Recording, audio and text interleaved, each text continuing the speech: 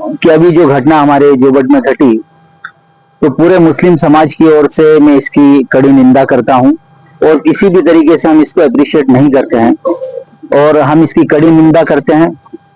और हमारे धर्म के पॉइंट ऑफ व्यू से अगर मैं बात करूं तो हमारे धर्म के हिसाब से ये एक बहुत ही घोर अपराध है, जिसकी सजा ये है कि अगर कोई व्यक्ति ऐसी हरकत अगर करता है तो उसको 100 कोड़े लगाए जाते हैं इस्लामिक धर्म के अनुसार।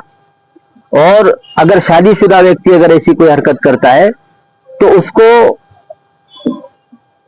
पत्थरों से उस वक्त तक समाज मारेगा। ये कानून है कि पत्थरों से समाज उस वक्त तक मारेगा जब तक कि वो मर न जाए। ऐसी कड़ी सजा इस्लाम ने इसके लिए रखी है। और मैं एक बात यहां पर हमारे मोहम्मद साहब की कोट करना चाहूंगा कि उनके पास एक नौजवान व्यक्ति आया और उसने कहा कि मुझे इस दुष्कर्म की आप इजाजत दीजिए। तो उनके साथी जो मोहम्मद साहब के साथ थे सल्लल्लाहु अलैहि वसल्लम आसपास, तो वो एकदम नाराज हुए कि ये व्यक्ति कैसी चीज के लिए इजाजत मांग रहा है। तो उन्होंने अपने साथियों को खामोश किया और उस नौजवान को पास में बुलाया और उससे कहा कि बेटा ये बताओ कि क्या तुम इस बात को पसंद करते हो कि तुम्हारी मां के साथ कोई ऐसा करे। तो उसने कहा कि नहीं, मैं किसी भी तरीके से इस बात को पसंद नहीं करता हूं।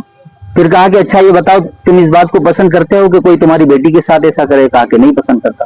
तो आपने कहा कि देखो, लोग भी ये पसंद नहीं करते कि उनकी मां के साथ ऐसा किया जाए या उनकी बेटी के साथ ऐसा किया जाए। फिर आपने पूछा कि अच्छा ये बताओ तुम्हारी बहन के साथ कोई ऐसा करे तुम पसंद करते हो। उसने कहा कि नहीं, मैं बिल्कुल पसंद नहीं करता हूं। तो आपने कहा कि लोग भी ये पसंद नहीं करते। तो उस नौजवान को इस तरीके से ये बात समझाई कि अगर तुम किसी के भी साथ ये काम अगर ऐसे ही कोई हरकत करते हो तो वो किसी ना किसी की मां होगी, किसी की बहन होगी, किसी की बेटी होगी।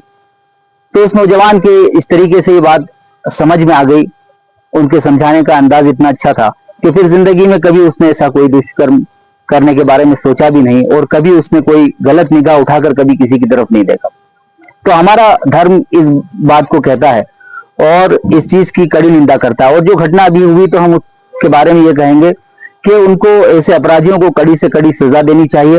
और आज हमारे पूरे समाज ने आज जुमे के दिन ये निर्णय लिया कि ऐसे जितने भी असामाजिक तत्व हैं जो नशे के अंदर लत में लगे हुए हैं या नशे को बढ़ावा दे रहे हैं और जुए सट्टे को आम कर रहे हैं और नौजवानों नई नस्ल के अंदर इन चीजों को बढ़ावा दे रहे हैं, तो उनके खिलाफ समाज सख्त कदम उठाएगा।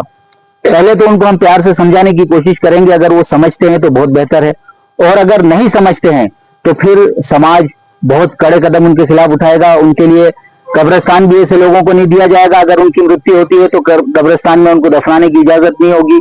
इसी तरीके से और भी जो सामाजिक सहायता है, ऐसी किसी भी सहायता को उनको नहीं दिया जाएगा। उन तमाम सहायता से और उन चीजों से उनको वंचित कर दिया जाएगा।